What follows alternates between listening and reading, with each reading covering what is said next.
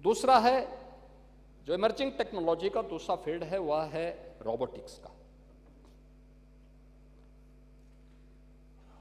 आपने देखा होगा बहुत सारी चीजें हम लोगों को लगता था ये अनह्यूमन है, लेकिन चाहते हुए भी नहीं कर पाते थे। जैसे कोई लोड या अनलोड करना हो, अब एक व्यक्ति 1 कुंटल का बोरा लेकर के ट्रक पे या किसी मालगाड़ी में लाद रहा है।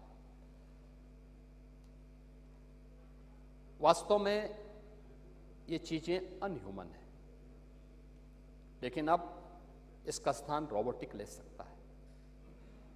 खेतों में दवा डालने का काम पहले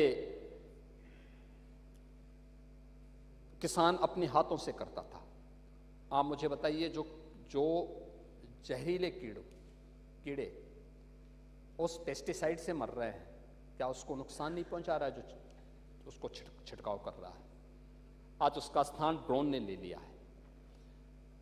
प्रदेश ने ड्रोन हब के लिए सेंटर ऑफ एक्सीलेंस विकसित करने के लिए आईआईटी कानपुर को गत वर्ष उनके साथ एमओयू किया था, उसको आगे बढ़ाया था। और इस बार रोबोटिक के लिए हम लोगों ने इस रोबोटिक मिशन के लॉन्च हम लोगों ने किया है। इसमें भी 100 करोड़ की व्यवस्था हम लोगों ने 100 करोड़ रुपए की व्यवस्था की है और हम इस दिशा में तेजी से कार्य करके उत्तर प्रदेश को एक नई ऊंचाई तक पहुंचाने का काम करेंगे और इसको हम लोग आगे बढ़ाने का काम करेंगे।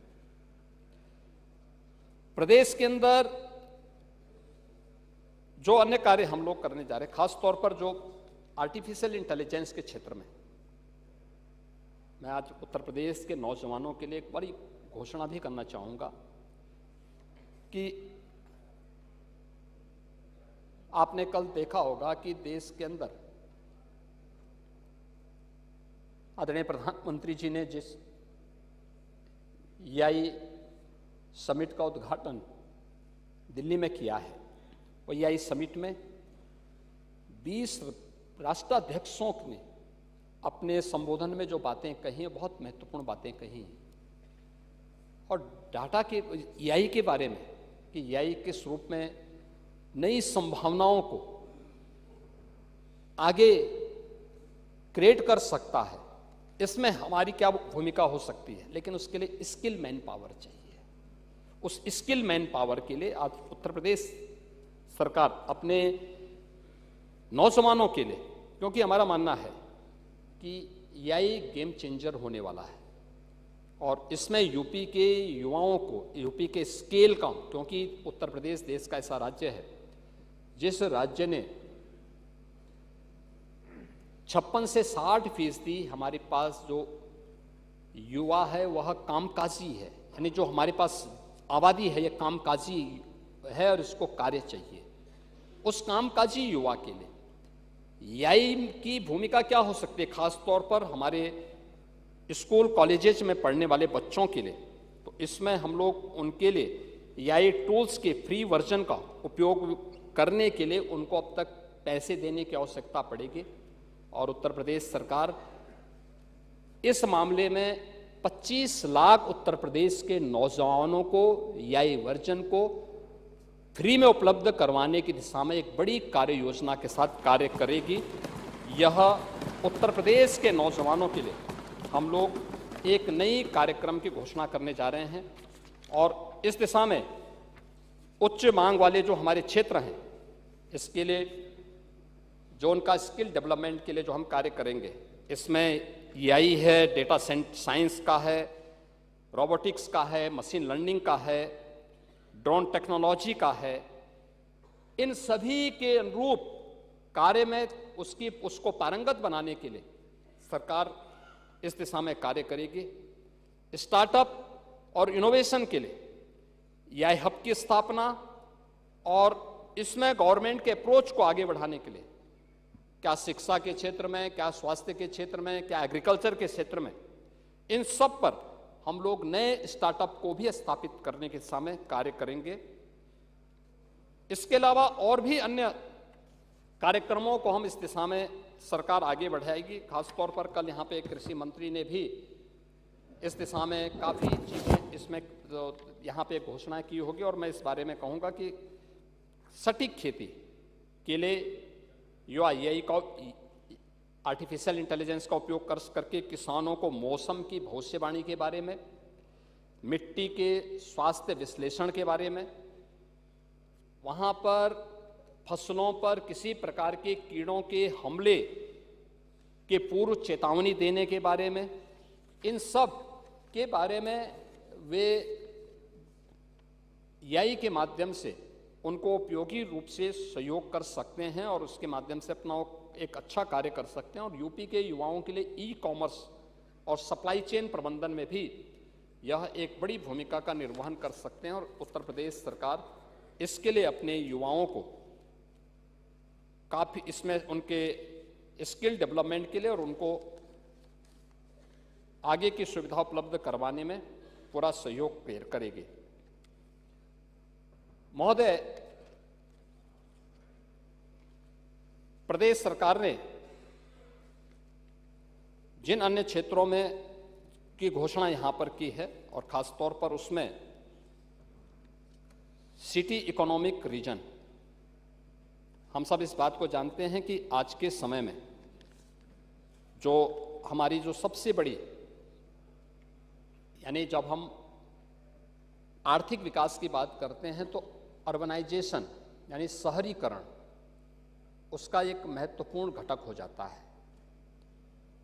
और इस दिशा में प्रदेश सरकार ने कुछ कदम उठाए हैं।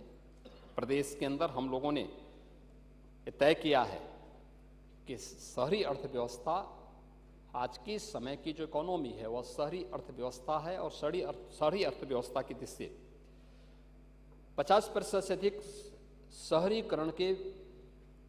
शहरीकरण की दिशा में हम कैसे कदम उठा सकते हैं, इसके लिए हम लोग कार्य कर रहे हैं। और लखनऊ और उसके अगल बगल के जनपदों को हम लोगों ने स्टेट कैपिटल रीजन के रूप में स्थापित करने के लिए, लखनऊ और उसके आसपास के जितने भी जनपद हैं, लखनऊ, सीतापुर, हरदोई, उन्नाव, रायबरेली, बाराबंकी, इन सब को लेकर के यह सिटी इकोनॉमिक जोन के रूप में इसको हम डेवलप करेंगे। और इसके माध्यम से एक जोन यहाँ पर हम विकसित करने जा रहे हैं।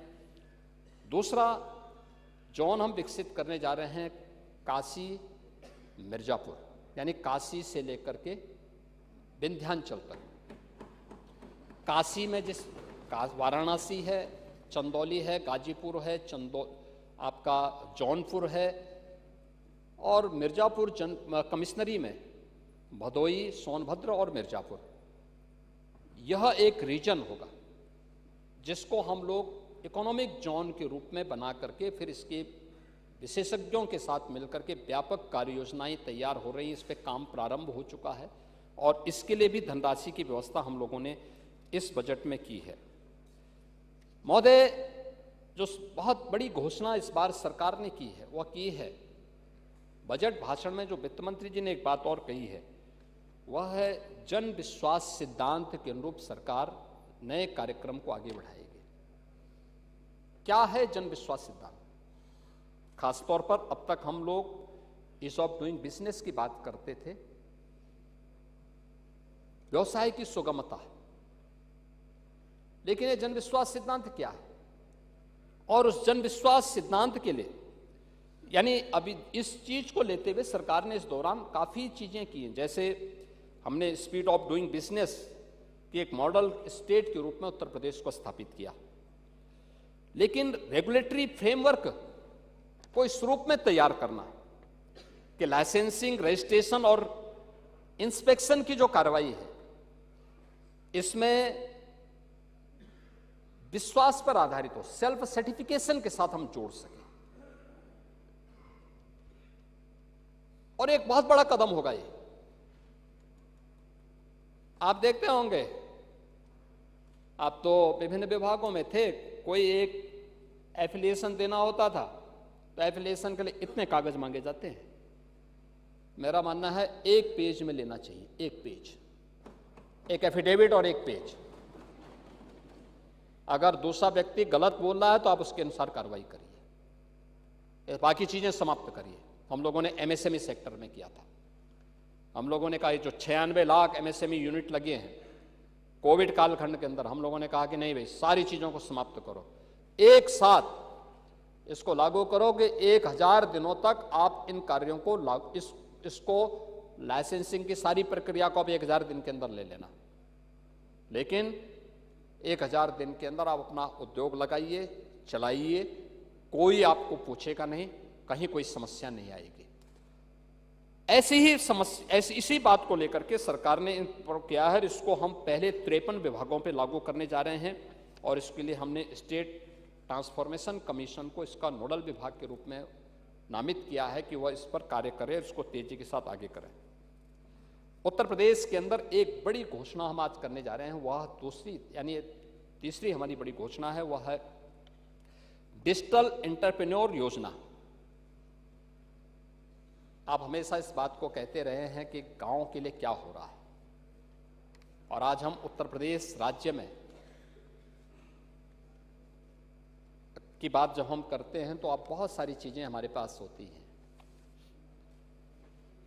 8000 हमारी न्याय पंचायतें हैं और गांवों में इन 8000 न्याय पंचायतों को जोड़ने के लिए कभी गांव की जो ग्राम स्वराज का मॉडल था वो अपने आप में एक बहुत सेल्फ सफिशिएंट मॉडल था, बहुत अच्छा मॉडल हुआ करता था, आत्मनिर्भरता के लक्ष्य को प्राप्त करता था। हम लोग 8000 न्याय पंचायतों में डिजिटल उद्यमी स्थापित करेंगे, उनका चयन करेंगे और 8000 डिजिटल उद्यमियों में से 50% केवल वहाँ की उसी क्षेत्र, उसी न्याय पंचायत की कोई बेटी या बहू होगी।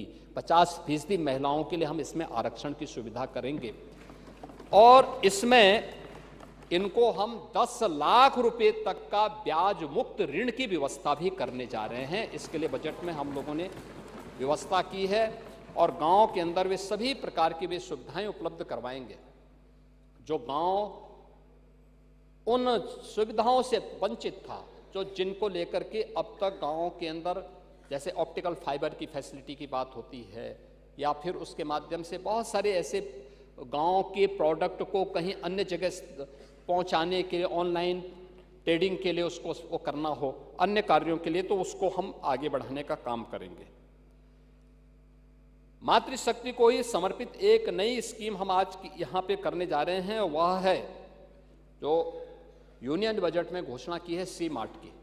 उसी तर्ज पर उत्तर प्रदेश के अंदर हम लोग घोषणा करेंगे महिला उद्यमी उत्पाद विपणन केंद्र के रूप में, और ये बड़ा काम होगा। उत्तर प्रदेश के अंदर लगभग 1 करोड़ जो SHGs काम करती हैं, सेल्फ हेल्प ग्रुप्स काम करती हैं, और इनका उत्पादन, इनके द्वारा जो प्रोडक्ट अब तक तैयार किया जाता था उनके लिए केंद्र मिल पाना बहुत कठिन होता था। Railway station, airport, bus station, बड़े बाजार में, महिला शोरूम में ये सभी चीज़ें नहीं हो सकती थी और उसमें कठिनाई भी होती थी, नहीं होता था, नहीं मिलता था, प्रोडक्ट की क्वालिटी को लेके प्रश्न खड़े होते थे, बहुत सारी जगह बहुत सारी चीज़ें होती थी। हम लोग न्याय पंचायत स्तर के साथ साथ और फिर ये महिला विपणन केंद्र के साथ साथ इसको आगे बढ़ा, इसी के साथ हम उसको भी जोड़ने जा रहे हैं जिसमें 100% महिलाएं होंगी और इसमें हम लोगों ने 100 करोड़ की व्यवस्था भी उनके लिए हम करने जा रहे हैं, जिसमें उनके लिए शॉपिंग कॉम्प्लेक्स न्याय पंचायत स्तर पर तैयार करेंगे और महिला SHGs के द्वारा जो भी प्रोडक्ट बनाया जाएगा उस प्रोडक्ट को वहाँ से बिक्री की व्यवस्था, और फिर उसको हम इस दूसरी स्कीम के साथ में जो मैंने यहाँ पे डिजिटल एंटरप्रेन्योर योजना जोड़ी है, ये सभी उसके साथ जुड़ेंगे। तो ये स्कीम अपने आप में वहाँ के लोकल उत्पाद के साथ साथ ढेर सारी महिलाओं को, 1 करोड़ से अधिक महिलाओं को इसके साथ जोड़ने में और उसके माध्यम से उन्हें आत्मनिर्भर बनाने के लिए सरकार कार्य करेगी, इस दिशा में आगे बढ़ेगी। पांडे जी, हमारे सामने जो सबसे बड़ा चैलेंज रहा है उत्तर प्रदेश जैसे राज्य में, हमारी आबादी तो बहुत बड़ी है, लेकिन उत्तर प्रदेश के अंदर मातृ मृत्यु दर MMR और शिशु मृत्यु दर IMR, इसका जो रेशो है काफी खराब रहा है। अगर आप देश के स्तर पर तुलना करेंगे, हम काफी पीछे थे। 17 में जब हम आए थे उस समय की तुलना करेंगे, इसकी स्थिति बहुत खराब थी। और आज हम लोगों ने तय किया है कि प्रतिवर्ष उत्तर प्रदेश में लगभग 60 लाख इसमें संस्थागत प्रसव करने के लिए मातृ वंदना योजना के अंतर्गत भारत सरकार ने एक घोषणा की है कि भाई ये संस्थागत प्रसव होंगे तो जच्चा बच्चा दोनों सुरक्षित होगा। अगर मां ही सुरक्षित नहीं है तो बच्चा कैसे सुरक्षित हो पाएगा? और इसके लिए ध्यान नहीं दिया गया और इस बार हम लोगों ने तय किया है कि 60 लाख सुरक्षित प्रसव प्रतिवर्ष सुनिश्चित हो, इसके लिए भी 1000 करोड़ रुपए की व्यवस्था हम इस बार करने जा रहे हैं और उसको संस्थागत स्वरूप देंगे। एम्पैनल्ड हॉस्पिटल में सुनिश्चित करेंगे, इंसेंटिव देंगे और सुरक्षित मातृवंदना योजना के साथ साथ इस योजना के माध्यम से, क्योंकि अभी भी जो ये संस्थागत प्रसव होता है इसमें ज्यादातर सरकारी हॉस्पिटलों में होता है, लेकिन जहां पर कोई अच्छे सुपर स्पेशलिटी के प्राइवेट हॉस्पिटल हैं, उनके पास सुविधा है, तो सीजीएचएस के रेट के साथ हम उसको जोड़ करके बात करेंगे। जो आपने कहा था कि हाई फाई रेट बंद हो, उस रेट के साथ हम उनके साथ बातचीत करेंगे और उसको बातचीत करके एक व्यवस्था बनाएंगे। लेकिन वहां तक पहुंचाना, उस गरीब को वहां तक पहुंचाना, क्योंकि गरीब उस हाई फाई भवन को देख करके भयभीत होता है, पहुंच नहीं पाता है, उसकी वहां आसान पहुंच हो, इसके लिए सरकार उसमें 1000 करोड़ रुपए की व्यवस्था भी सुनिश्चित करेगी। तो इससे न केवल सुरक्षित मातृत्व रहेगा बल्कि सुरक्षित बचपन भी रहेगा और उस दिशा में भी सरकार कार्य करेगी। कृषि एक्सपोर्ट को सपोर्ट मिशन के लिए भी हम लोगों ने बजट में घोषणा की है। हमारा अन्नदाता किसान मेहनत करता है, पसीना बहाता है, लेकिन उसके उत्पाद को सही दाम नहीं मिल पाता है और हम उत्तर प्रदेश के अंदर अब वह यहां के अन्नदाता किसानों का प्रोडक्ट भी ग्लोबल मार्केट पर पहुंच जाए, उसके लिए हम लोगों ने पहले चरण में 100 करोड़ रुपए का प्रावधान बजट में किया है। और इसके साथ ही पिछली बार हम लोगों ने कहा था कि 40 लाख ट्यूबवेल यूपी के अंदर हैं। तो आपके समय में तो जब बिजली नहीं आती थी तो ट्यूबवेल चलने का नाम ही कोई नहीं लेता था, भगवान भरोसे सब था, न रहेगा बांस न बजेगी बांसुरी। आप न बिजली देते थे न ट्यूबवेल चलता था, तो बेचारा आज किसी को खेती करनी होती थी तो वह गांव के लिए है। पिछड़ी जाति के वे बच्चियां जो स्कूल नहीं जा पाती थी, पिछड़ी जाति की बच्चियों के लिए उनको हम ये व्यवस्था करने जा रहे हैं। इसके अलावा स्कूल सुरक्षा ऑडिट के पश्चात अनुरक्षण कार्य के लिए भी 300 करोड़ की व्यवस्था की गई है। शिक्षक और उनके कर्मचारी कार्मिकों के आश्रित परिवार के लिए कैशलेस चिकित्सा की व्यवस्था, सीएम कंपोजिट विद्यालय के लिए 2382 करोड़ रुपए की व्यवस्था और प्राथमिक विद्यालयों में स्मार्ट क्लास बने, इसके लिए 300 करोड़ रुपए की व्यवस्था की है। और साथ साथ शिक्षा मित्र और अनुदेशकों के लिए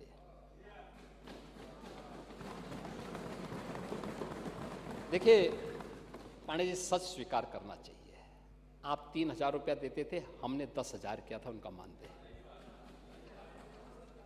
हाँ, ओहो भाई, आप तो उसको बढ़ाए भी नहीं ना, आप तो बढ़ाए भी नहीं, जो भारत सरकार देती थी वही 3000 था। लेकिन आज हम इस बात को यहां घोषणा कर रहे हैं कि अब अप्रैल से हम शिक्षा मित्रों को 18,000 रुपया देंगे।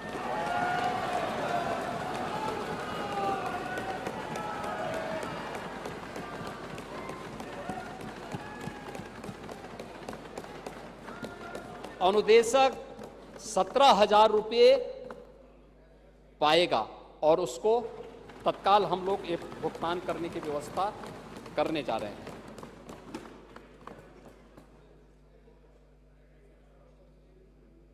माध्यमिक शिक्षा, देखिए आप लोगों के कारनामों से उनकी सेवाएं समाप्त करने के लिए माननीय उच्चतम न्यायालय ने कहा था। यानी आप लोग किसी का भला नहीं कर सकते, लेकिन उनके जीवन के साथ खिलवाड़ जरूर कर देते हैं, ये जरूर इसमें आपको इसमें विशेषज्ञता हासिल है। लेकिन हम लोगों ने 3,000 से 10,000 मानदेय क्या, और आज 18,000 भी हमारी सरकार करने जा रही है, और 5 लाख रुपए का कैशलेस सुविधा भी सरकार ने हमारी सरकार ने किया है? मैं आ रहा हूं ना अभी, अब बैठे ना, मैं आ रहा हूं अभी। पंडित जी थोड़ा, अरे हाउस के नियम कैसे चलते हैं आपसे ज्यादा कौन जानता है? आप उस चेयर पे एक लंबे समय तक रहे हैं, और इसीलिए आपके प्रति चेयर के प्रति सम्मान का भाव, क्योंकि वो चेयर मेंटर है, सबको मॉनिटर भी करती है और गाइड भी देती है, और आप उस चेयर में रहे हैं इसलिए, और आपकी उम्र के नाते भी पड़ोसी हैं इस नाते तो होगा ही, लेकिन साथ साथ इस नाते भी आपको हम सम्मान देते हैं। नहीं, पड़ोसी के नाते इसलिए, लेकिन उम्र भी है ना, दूसरा सहजता है, सरलता है, अनावश्यक को नहीं करते हैं, और ठीक है संगत का थोड़ा बहुत प्रभाव पड़ेगा है। नहीं, ओ नहीं, देखो ऐसा नहीं भाई, देखो सम्मान होना चाहिए। माध्यमिक शिक्षा में मैंने पहले भी कहा, देखो हम लोगों के मन में इच्छा होती है कि जिन स्कूलों में हम पढ़े थे वहां का इंफ्रास्ट्रक्चर क्या है, कैसे होगा, कैसे होना चाहिए। और मैं तो आप सभी माननीय सदस्यों से भी कहूंगा, कुछ करिए जरूर उन स्कूलों के लिए जिन स्कूलों में पढ़े हैं। सरकार पैसा दे रही है, और आपको तो केवल अपनी निधि से पैसा देना है, केवल कुछ पैसा आप दे देंगे, बाकी 75% पैसा अगर गवर्नमेंट है तब तो फ्री, कुछ नहीं तो आपको देना, केवल पहल कर देनी है। लेकिन अगर गवर्नमेंट एडेड है तो वहां पर हम लोगों को व्यवस्था देनी चाहिए कि 25% पैसा हम कहीं से इकट्ठा करवा करके CSR से दें, अपनी निधि से दें, कैसे दें, और बाकी 75% पैसा सरकार दे रही है। आखिर वहां पे कोई भी बच्चा पढ़ेगा तो यूपी का बच्चा पढ़ेगा, हमें उसके लिए अच्छा इंफ्रास्ट्रक्चर देना चाहिए उसको, और उसके लिए सरकार ने काम किया है, और उस पर हम लोग पूरी व्यवस्था के साथ कार्य कर रहे हैं। प्रोजेक्ट अलंकार के साथ साथ हम लोगों ने खेल इंफ्रास्ट्रक्चर पर भी यहां पर सहयोग किया है। PM श्री के अतिरिक्त भवन निर्माण के लिए भी हम लोगों ने पैसे की व्यवस्था की है, और बालिकाओं के लिए 300 करोड़ रुपए हम दे रहे हैं उनको, वहां पर सैनिटरी नैपकिन के लिए 300 करोड़ रुपए की व्यवस्था माध्यमिक शिक्षा के स्तर पर हम बालिकाओं को ये दे रहे हैं, इसको देने जा रहे हैं। और कैशलेस की व्यवस्था सभी शिक्षकों के साथ साथ शिक्षणोत्तर कर्मचारियों को देने की व्यवस्था भी सरकार ने इस बजट में की है, और उसको हम करेंगे। कुछ लोग इसमें अनावश्यक गफलत पैदा कर रहे हैं, लेकिन ये उसका हिस्सा है, और उसको हम लोग उसके तहत ही इस कार्य को करेंगे। आपने उच्च शिक्षा की आप बात कर रहे थे, उच्च शिक्षा में quality education, skill, research and digital ecosystem infrastructure के लिए भी सरकार ने आज एक ग्लोबल कंपटीशन के लिए अपने आप को तैयार करने की दिशा में आगे बढ़ा है, और सरकार ने इसके लिए तमाम अन्य कार्यक्रमों को आगे बढ़ाया है। देखिए, नेक का जो मूल्यांकन होता था उसमें अगर आप देखेंगे तो यूपी की छलांग क्या है। आपके समय में नेक का मूल्यांकन, और उसमें जो हमें ये प्लस की जो रैंकिंग मिली थी वह आपके समय में 0 थी। आज प्रदेश के 6 राज्य विश्वविद्यालय ऐसे हैं जिन्हें ये रैंकिंग प्राप्त हुई है। नेक एक्रीडेटेड संस्थान में जो पहले 95 से कम थे, आज उनकी संख्या 158 हुई है, और नेशनल इंस्टीट्यूशनल रैंकिंग फ्रेमवर्क में NIRF में ये संख्या आपके समय में 32 थी, आज ये बढ़कर के 158 हुई है, और वैश्विक मंचों पर QS रैंकिंग में प्रदेश की अपनी एक नई पहचान स्थापित हुई है। पेटेंट फाइलिंग 17 के पहले ये बहुत कम थी, मेरा अनुमान है कि 50-60 रही होगी। और इस यानी जो हमारा वित्तीय वर्ष ये चल रहा है, इसी में अब तक की जो हमारी पेटेंट फाइलिंग हुई है यूपी के अंदर, उसमें 5,677 ये पेटेंट फाइलिंग यूपी के विश्वविद्यालयों से हुई है और विश्वविद्यालयों के स्तर पर, उच्च शिक्षण संस्थानों के स्तर पर हुई है। और स्वीकृत पेटेंट की संख्या अब तक लगभग 350 उत्तर प्रदेश के अंदर हुई है। ये इस दौरान आपके समय में ये संख्या केवल एक थी, एक। आप लोग जो बड़ी हाई फाई की बात करते हैं उसमें और आज क्या अंतर है, ये आज इसके माध्यम से हम लोग देख सकते हैं और इसको हम लोगों ने कैसे आगे बढ़ाने का काम किया है। प्रदेश ने इस दिशा में जो कार्य किए हैं, खासतौर पर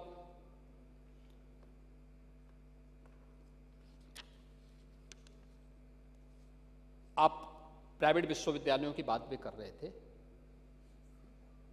और मुझे लगता है कि आपके समय में जो प्राइवेट विश्वविद्यालय बने